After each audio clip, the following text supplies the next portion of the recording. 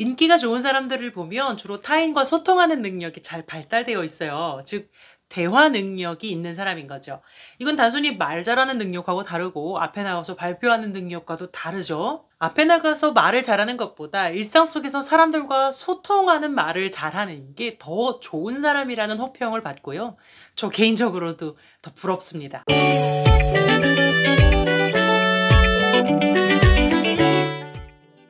대화 능력이 뛰어난 사람은 몇 가지 특징을 갖습니다. 먼저는 상대방의 말을 주의 깊게 들어요. 말을 많이 하는 게 잘하는 건 아니죠. 소통을 잘하는 사람은 단연코 첫 번째가 잘 듣기입니다. 근데 이 귀 열고 듣기만 하는 게 아니라 그 뜻을 정확히 이해하면서 듣습니다. 그리고 필요할 때 적절하게 그 말에 반응하는 능력이 있어요. 리액션을 잘한다는 거예요. 그리고 상대방의 말을 조리 있게 내 말로 정리할 줄 알고요. 상대방이 말하는 중간에 불쑥 끼어들어서 맥을 끊지 않습니다. 이런 특징들을 보면 사람을 배려하면서도 자기 표현을 좀 능숙하게 할 수 있는 사람인 거죠.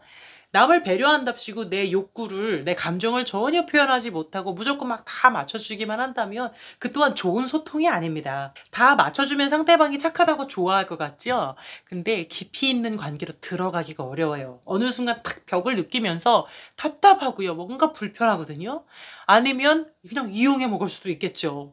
타인을 배려하면서도 자기 표현을 적당히 할 줄 아는 사람은 지인들에게 인기가 많고 학교 성적도 높은 편이고 맡은 일도 꽤 잘하는 편이에요. 왜 그럴까요?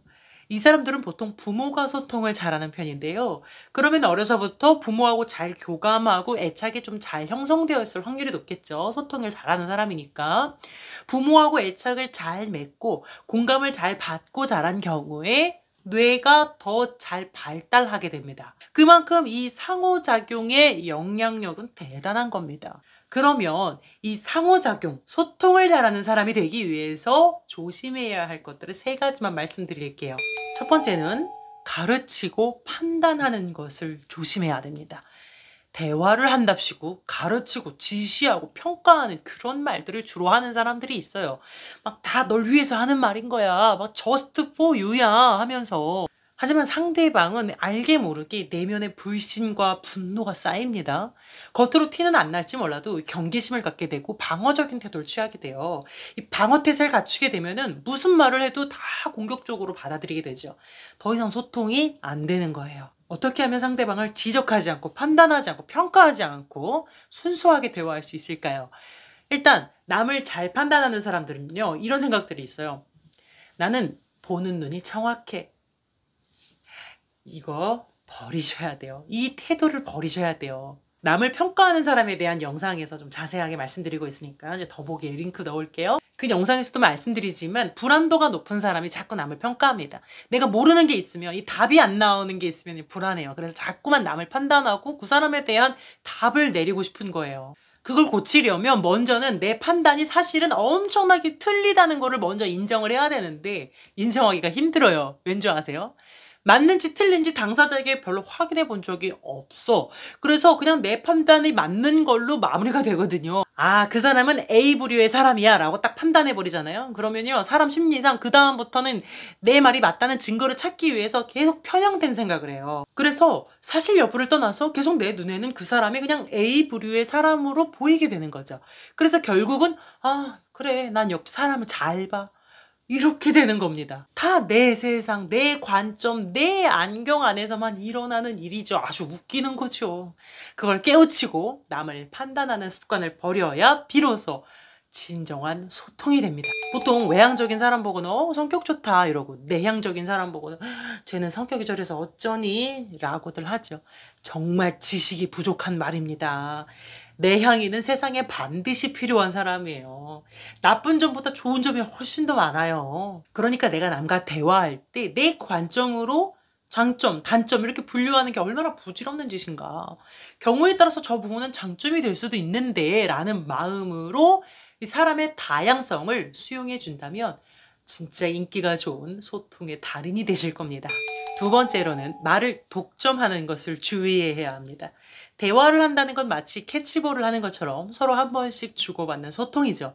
근데 주고받지 않고 혼자서만 독점을 하거나 중간에 막 가로채버리는 사람들이 있어요. 상대방이 말을 할 때도 이렇게 듣고 있는 게 아니라 머릿속으로 그 다음에 내가 무슨 말을 해야 하지? 이걸 생각하고 있어요. 이런 사람은 자기가 말을 되게 잘한다고 생각하고 대화의 주도권이 항상 자기에게 있어야 한다고 생각하는 사람입니다. 특히 부모님이 자녀하고 대화할 때 주로 그렇죠. 아이한테 질문을 했으면 그거 대답을 듣고 이렇게 공감을 하고 소통을 하는 게 아니라 아이가 말할 때 그 다음 할 말을 생각해라. 이미 답정너야. 그리고 자신의 의도대로 아이가 따라오도록 유도하는 대화를 하죠. 주도권을 부모가 잡고 있잖아요. 이러면 상대방은 왠지 모르게 이 답답함을 느끼게 되고 그 사람하고 대화하기 싫어지는 거예요. 세 번째로는 섣부른 위로나 답변을 하는 것을 주의해야 합니다. 상대방에게 이렇게 너무 힘든 일이 있을 때 이렇게 들어주는 입장에 있는 사람은 좀 부담스러울 수 있죠. 우리 한국 사람은 특히나 어떤 해결을 해주고 답을 내려주고 어떻게든 빨리빨리 거기서 꺼내주고 싶어해요. 내가 아무것도 해줄 수 있는 게 없어요 라고들 생각하시는데요.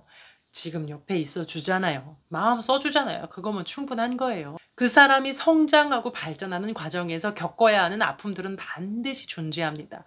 그때 섣부르게 동정을 하거나 위로를 하게 되면 어떤 경우에는 소통의 걸림돌이 될 수 있어요. 왜 위로를 해주는데 소통의 걸림돌이 될까요?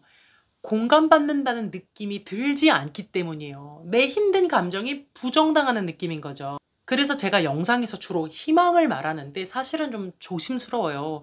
힘들어 죽겠는 사람한테 나아질 거야, 다 지나갈 거야 라고 말하는 게 때로는 상처가 될 수도 있거든요. 힘든 감정을 그대로 받아주고 같이 그냥 그 시간을 견뎌주는 것. 그게 바로 도널드 위니컷이 말한 홀딩, 견뎌주기라는 겁니다. 소통을 잘하는 사람은 모든 순간에 답변하고 위로한다는 뜻이 아니라 때에 따라서는 말을 아끼고 같이 웃고 같이 울고 그저 홀딩, 함께 견뎌주는 것이 가장 좋은 소통이 되는 경우가 있습니다. 침묵도 대화다. 대화 능력, 소통을 잘하기 위해 세 가지를 기억해 주세요. 첫 번째는 가르치고 판단하지 말자. 사람의 다양성을 인정해 주자. 두 번째는 말을 독점하지 말자. 세 번째는 섣부르게 위로하거나 답을 내려고 하지 말고 그냥 함께 견뎌주자. 우리 구독자분들이 소통도 잘 되고 인품 좋고 인기 있는 그런 사람들이 되시길 바랄게요.